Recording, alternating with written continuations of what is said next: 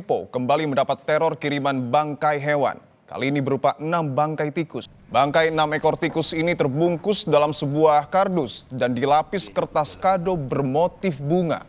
Teman-teman semuanya, demokrasi di negara kita ini memang sedang berdinamika ya. Istilahnya sedang tidak baik-baik saja. Kenapa? Kebebasan berpendapat, kebebasan menyampaikan informasi, ternyata ada orang yang nggak suka. Itu pasti ya. Baru-baru ini setelah kemarin ada informasi terkait dengan pengiriman kepala babi kepada salah seorang jurnalis di Tempo. Ini Mbak Siska atau Mbak Francisca ya. Salah satu jurnalis yang cukup banyak dikenal lewat Bocor Alus itu. Lagi-lagi Tempo mendapatkan kiriman berupa 6 bangkai tikus. Nah, ini dilemparkan ke depan kantor Tempo. Nah, ini menjadi sebuah teror yang mungkin menjadikan orang beranggapan bahwa kebebasan mereka untuk menyampaikan informasi kepada para masyarakat dari para jurnalis ini ternyata tidak baik-baik saja, sedang bermasalah. Nah, menanggapi itu juga yang lucunya adalah tanggapan dari pihak istana, di mana Pak Hasan Nasbi ini juga komentarnya yang mewakili Istana Negara tidak bijak juga ketika mengomentari tentang babi yang dikirimkan ya dimasak saja begitu. Ini keterlaluan sih menurut kita ya. Nah, bagaimana informasi selengkapnya teman-teman semuanya? Langsung aja kita simak informasi terkait dengan itu dalam tayangan yang berikut ini. Tempo kembali mendapat teror kiriman bangkai hewan. Kali ini berupa 6 bangkai tikus. Bangkai 6 ekor tikus ini terbungkus dalam sebuah kardus dan dilapis kertas kado bermotif bunga. Hasil penelusuran Tempo, paket tersebut dilempar dari samping gedung pada Sabtu sekitar pukul 2 dini hari. Pihak Tempo lantas melaporkan kejadian ini ke Barreskrim Polri. Kepalanya ada dipotong tapi ada kepalanya Man. Di dalam juga Man. Oh. Terus diduga lewat sini Mas ini.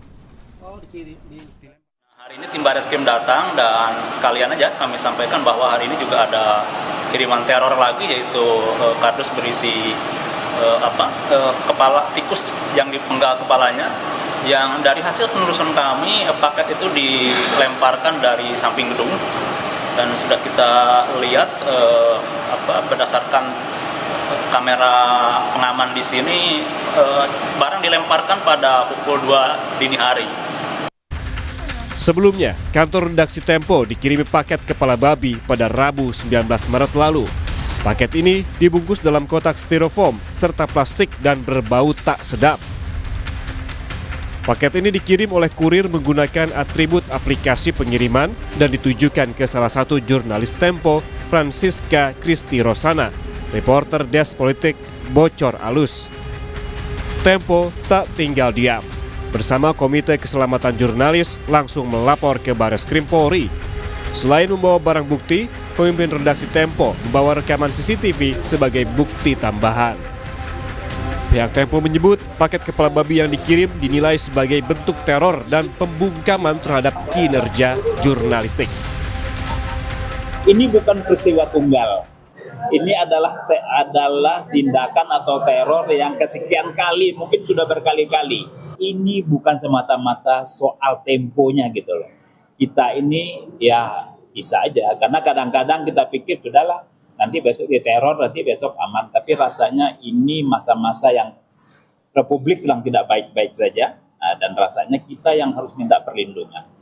Perlindungan bahwa profesi kita ini dilindungi oleh undang-undang. Kita bekerja ini untuk kepentingan publik, nggak boleh dong main di teror-teror. Respons Kepala Kantor Komunikasi Kepresidenan Hasan Nasbi terkait teror bangkai kepala babi kepada jurnalis Tempo menuai kritik dan kegaduhan.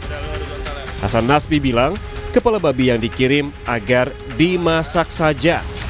Setelah jadi perbincangan panas di tengah publik, Hasan Nasbi pun mengklarifikasi.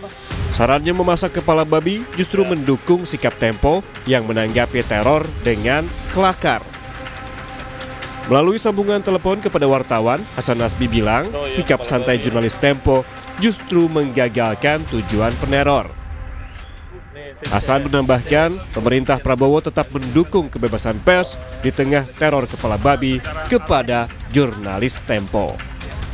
Justru respon yang benar itu adalah respon seperti si Francisca itu. dengan mengecilkan si peneror. Artinya KPI si peneror nggak kesampaian. Saya menyempurnakan respon Cica itu ya kalian aja kan. Kalau orang kirim itu sebagai teror ternyata bahan makanan ya dimasak aja lah. Soal kebebasan pers itu pemerintah nggak pakai teori lagi, tapi kan sudah pembuktian.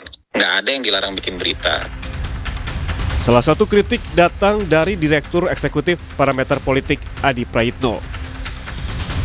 Adi bilang ucapan Hasan Nasbi soal teror kepala babi ke jurnalis Tempo agar dimasak saja dinilai tidak berempati dan meremehkan teror yang dihadapi media massa.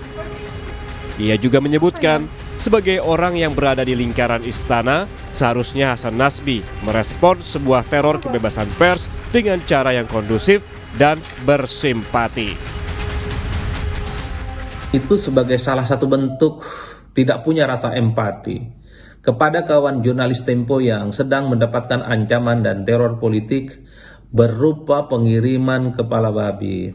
Bagaimana mungkin seorang pejabat publik yang cukup identik dengan kekuasaan, yang cukup dekat dengan juru bicara penguasa, itu memberikan statement-statement yang sebenarnya tidak kondusif dan bahkan terkesan tidak simpati terhadap ancaman yang terjadi pada kawan jurnalis. Ini jelas sebagai bentuk meremehkan bagaimana ancaman dan intimidasi politik kepada kebebasan berekspresi dan kebebasan media di masa-masa yang akan datang itu akan semakin terjadi.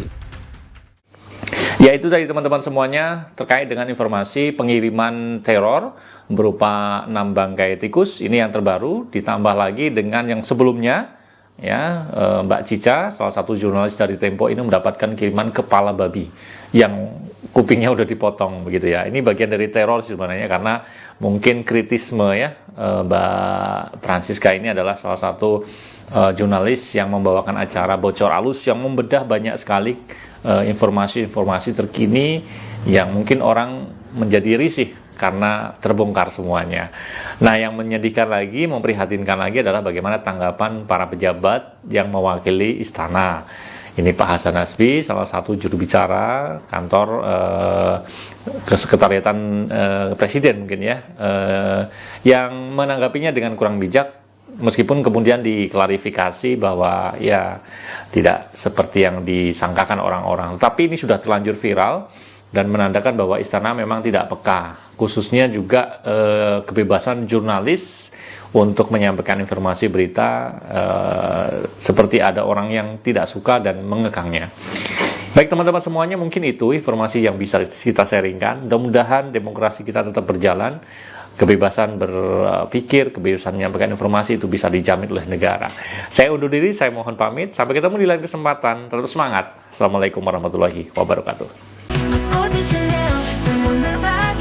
Motivasi